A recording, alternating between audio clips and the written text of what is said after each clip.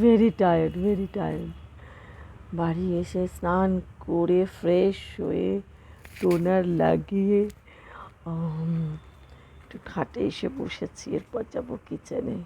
কাল আমার morning shift, ঠান্ডা লাগা আমার যাচ্ছেই না, মানে এত অফিসে এত জোরে এসি। এসে চা বানিয়ে নিয়েছি 4-5 কাপ, তারপরে একটা ব্ল্যাঙ্কেটের তলায় আমি ঢুকে পড়েছি। তোমাদের কাছে আমি সত্যি কৃতজ্ঞ। আজকে আমি কৃতজ্ঞতা স্বীকার করবার জন্যে একটু কথা বলি। তোমরা এত ব্যস্ত, এত বিজি শিডিউল, তার মধ্যে আমার সব কিছু শুনছো, তোমাদের ভালো লাগছে, তোমরা কমেন্ট দিচ্ছ। একটা ইউটিউবে ব্লগ বানানো না, ইটস নট সো ইজি, খুব টাফ, ভীষণ টাফ।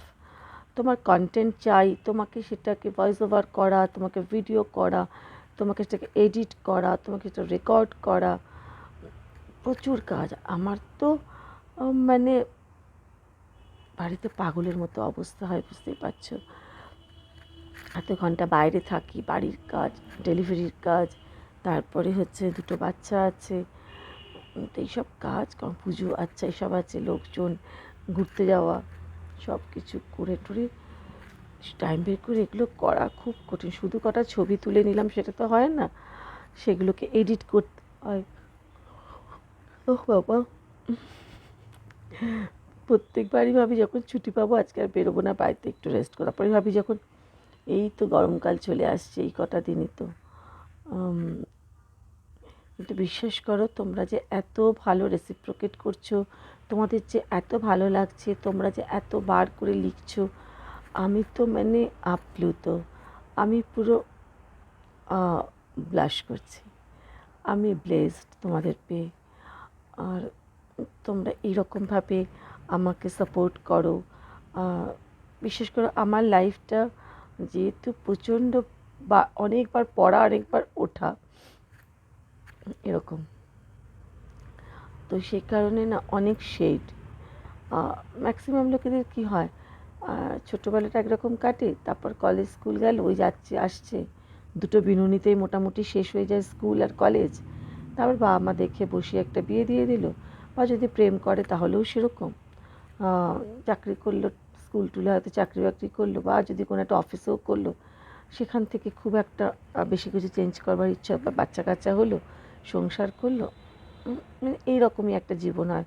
আর যদি গভর্নমেন্ট সার্ভিস যারা করে তাদের তো মানে আরোই একটা নির্দিষ্ট সব কিছু, খুব নির্দিষ্ট জিনিসের মধ্যে, টাইম বাউন্ডিংয়ের মধ্যে সব কিছু চলে, ডিসিপ্লিন লাইফ।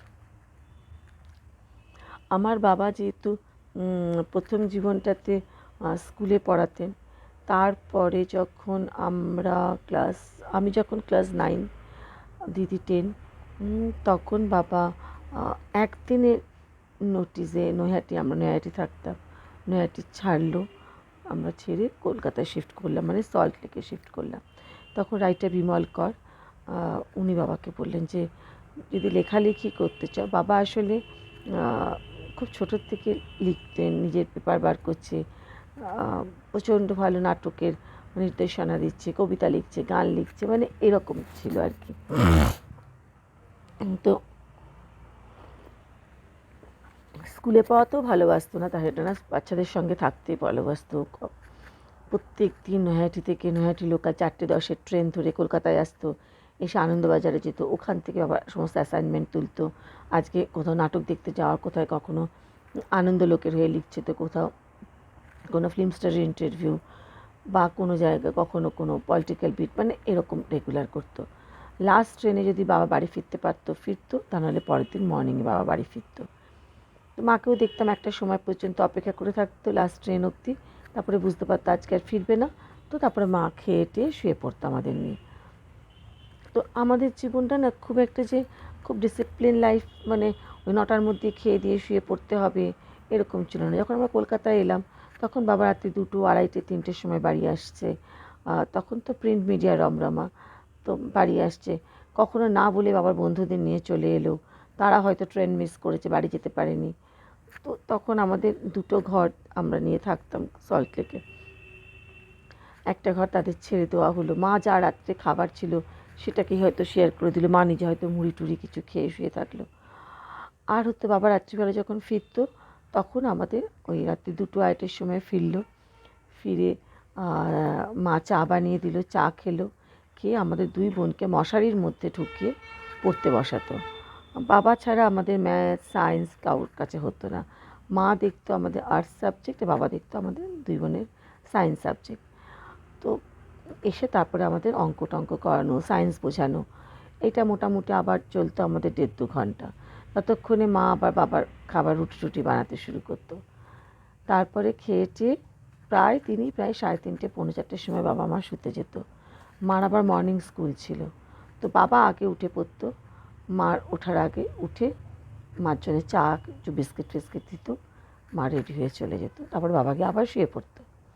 তারপর আবার বাবা উঠে আমাদের ব্রেকফাস্ট বানানো, আমাদের রেডি করা, এবং মা আসার আগে মোটামুটি বাজার দোকান করে মাছটা ভেজে বা ডালটা সেদ্ধ করে বা ভাতটা বানিয়ে এরকম রেখে দিত। বাবা যেহেতু পেপারে চাকরি করতেন, তো একটু দেরিতে বেরোতো। মা আসতো হয়তো 12টা-1-2টার সময়, বাবা হয়তো 1টা-1:30টার সময় বেরোতো। মা এসে তাড়াতাড়ি করে একটু বাবা ব্রেকফাস্ট রেডি করে রাখতো মার জন্যে, খেয়ে টেয়ে তারপরে মা রান্নাঘরে গিয়ে একটা মাছের ঝোল, একটা ডাল, একটা ভাজা করে দিত। বাবা খেয়ে টেয়ে বেরিয়ে যেত অফিসে। এই আমাদের রুটিন ছিল। তারপরে মা আবার বিশ্রাম করতো, মা নিজে টুকটাক কাজ করছে, তারপর আমরা আবার স্কুল থেকে ফিরতাম বা কলেজ থেকে ফিরতাম, তারপরে মা আমাদের খাবার রেডি করতো, আবার পড়তে বসতাম বা টিচাররা আসতো। মানে এই রকম একটা আমাদের চলতো আর কি। তো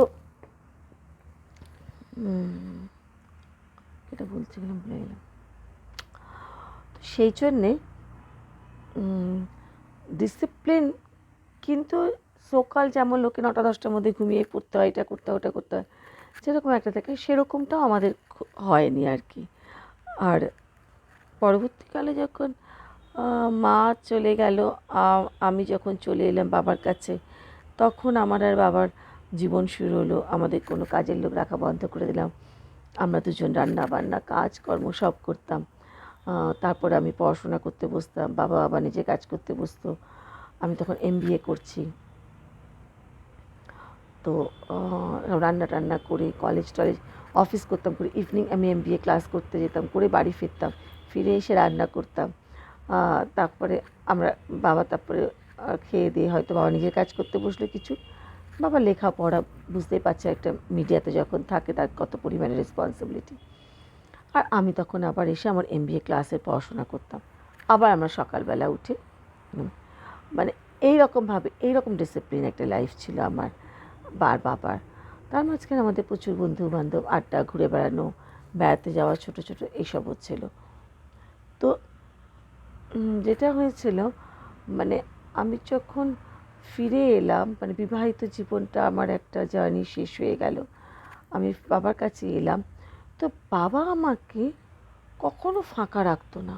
সবসময় বাবা জিম করো, জিমে ভর্তি করে দেওয়া, জিনিস করো, কম্পিউটার শেখো, MBA করো, অফিস করো, বাড়ির কাজ করো, বুঝতে পারছো? আইডিয়াল প্রিন্ট সবসময় শয়তানের কারখানা, সারাদিন এরকম ব্যস্ত করে রাখতো। আর আমি এখন হয়ে গেছি ওই রকমই। এলাম, ফ্রেশ হলাম, চা বানালাম, চা খাচ্ছি, এই তোমাদের সাথে কথা বলছি, বলে আমি চলে যাব আবার রান্নাঘরে, তারপর জামা কাপড় আয়রন করবো।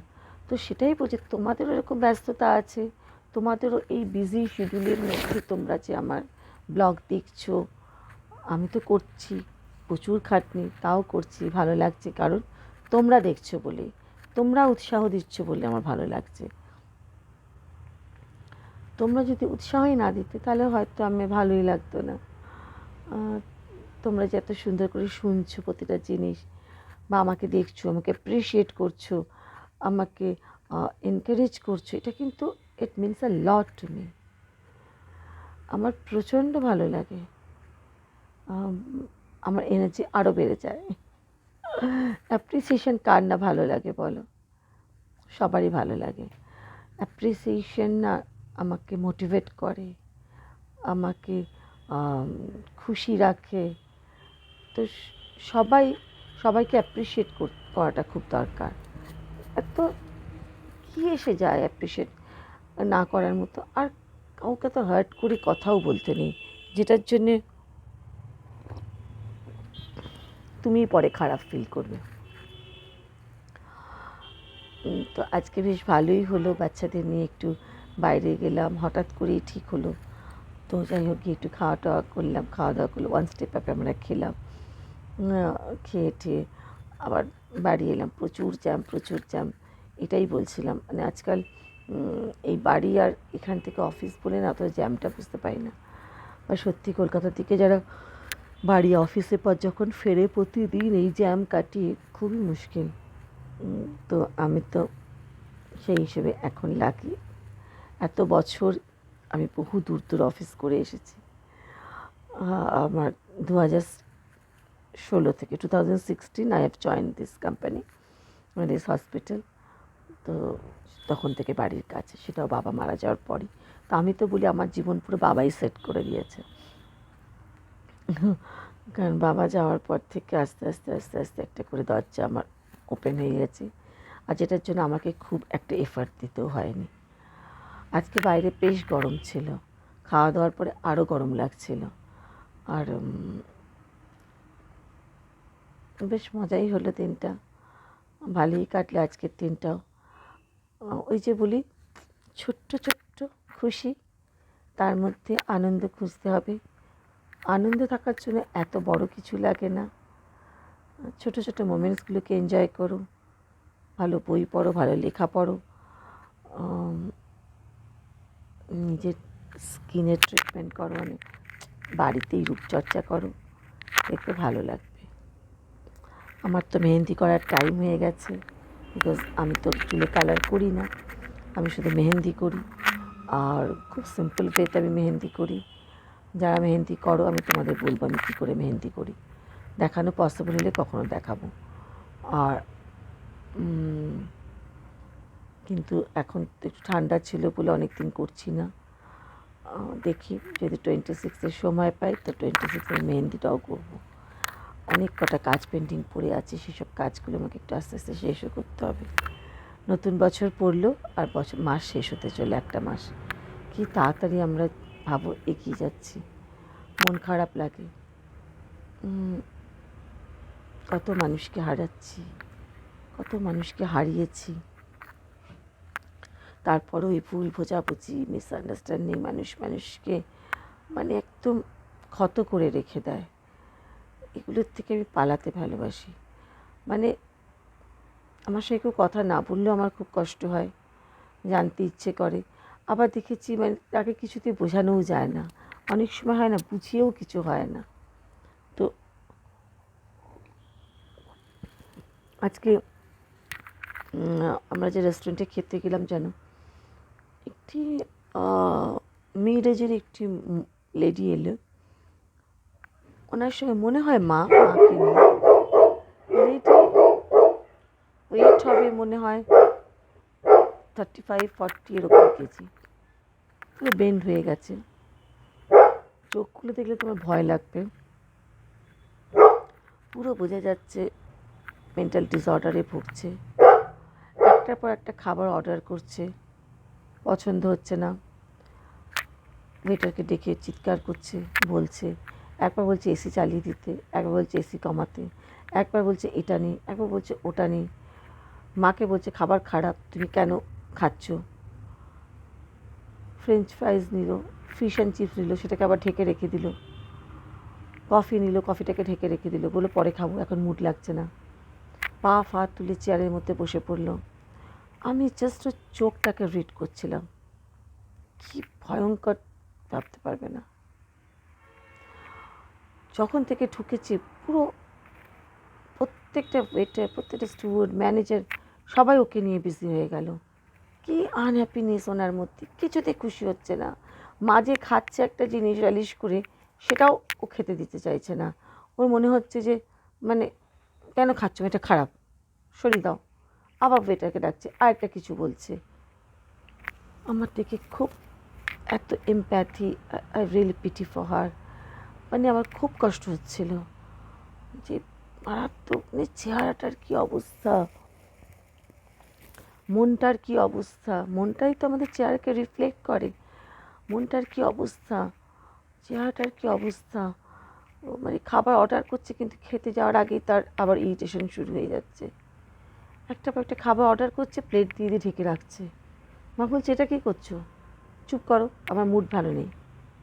আরেকটা অর্ডার করছে, এটা ভালো লাগছে না, ওটা লাগছে না। পুরো রেস্টুরেন্টের অ্যাম্বিয়েন্সটাকে পুরো নষ্ট করে দিল। আমরা খাবো, ওর দিকেই বারবার চোখ চলে যাচ্ছে, আমি ওর চোখটাকে শুধু দেখছি। কি প্রচণ্ড একটা হিংস্র, চোখটা দেখলে না ভয় লাগবে, রাত্রে তুমি তাকাতে পারবে না। একবার কোট পরছে, একবার কোট খুলে ফেলছে। রেস্টলেস, প্রচণ্ড রেস্টলেস। আর মা ধীরভাবে খেয়ে যাচ্ছে, মাকে আবার ধমকাচ্ছে, কখনো ছবি তুলছে। মানে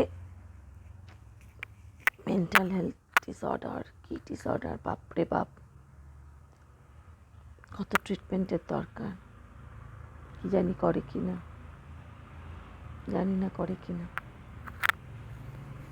বাট ভালো ছিল খাবারটা, আমরা সব কন্টিনেন্টাল খেলাম, বেশ ভালো ছিল। তোমরা দেখতে পাবে আমার ভিডিও, নিশ্চয়ই তোমাদেরও ছবি দেখাবো। চলো তাহলে, সবাই ভালো থেকো, শেয়ার করো প্লিজ যদি তোমাদের ভালো লাগে, তোমাদের বন্ধুদেরও বলো সাবস্ক্রাইব করতে যদি ভালো লাগে। আর প্লিজ তোমরা সবাই খুব পজিটিভ পজিটিভ ভাববে, নেগেটিভ ভাববে না, খুব ভালো ভালো করে মজা করো। অনেক ভালো ভালো সিনেমা রিলিজ করছে, সেই সব দেখো, নাটকও দেখো। এইসব এখন তো যাত্রা বন্ধ হয়ে গেছে, আমার যাত্রা দেখতে, সার্কাস দেখতে খুব ভালো লাগতো। বাবা অনেক ছোটোবেলায় আমাদের সব দেখিয়েছে। আমার বাবা আর মা না আমাদের পুরো একটা কমপ্লিট লাইফ দিয়েছিল। সে চাইল্ডহুড বলো, সে আমার ইয়াং টাইম যখন বলো, টিনেজ টাইম বলো, বিয়ের সময় বলো, সব কিছু। যার জন্যে না আমি এখন এত সুন্দর করে বাঁচতে পারছি। যাদের ছোটোবেলা খারাপ না, আপব্রিঙ্গিংসে প্রবলেম থাকে, তাদের কিন্তু খুব মুশকিল, খুব মুশকিল তাদের। সেই কারণে না ছেলে মেয়েদের সঙ্গে তুমি যখন বললে বিদিশা তুমি ছেলের সাথে গল্প করেছো, আমার খুব ভালো লাগছিল। অনেক টাইম স্পেন্ড করবো, ওদের হাত ধরে বলে চল মুভি যাই, চল যে হোটেলে খেয়ে আসি। ওদের সাডেনলি আমরা পার্ক স্ট্রিট যাওয়ার প্ল্যান করলাম। একজনের একটু কাজ ছিল, আর আমরা ঠিক করলাম আমরা একটু কিছু খাবো। উইন্টারের সময় যাওয়া হয়নি, তাই আজকেই বললাম চল। তো উবার ঠিক করা হলো, উবারে যাওয়া হলো, প্রচণ্ড জ্যাম ছিল। গিয়ে পৌঁছলাম, তারপরে শুরু হয়ে গেল পার্ক স্ট্রিটের রাস্তায় আনাচে কানাচে আমাদের ছবি তোলা। এই বাড়িটার খিড়কিগুলো আমার খুব পছন্দ হয়েছিল, তো আমি বললাম এই বাড়িটার রকে বসে আমাকে একটু ছবি তুলে দিই। তারপর রাস্তায় হাঁটতে হাঁটতে আমরা কিছু ছবি তুললাম।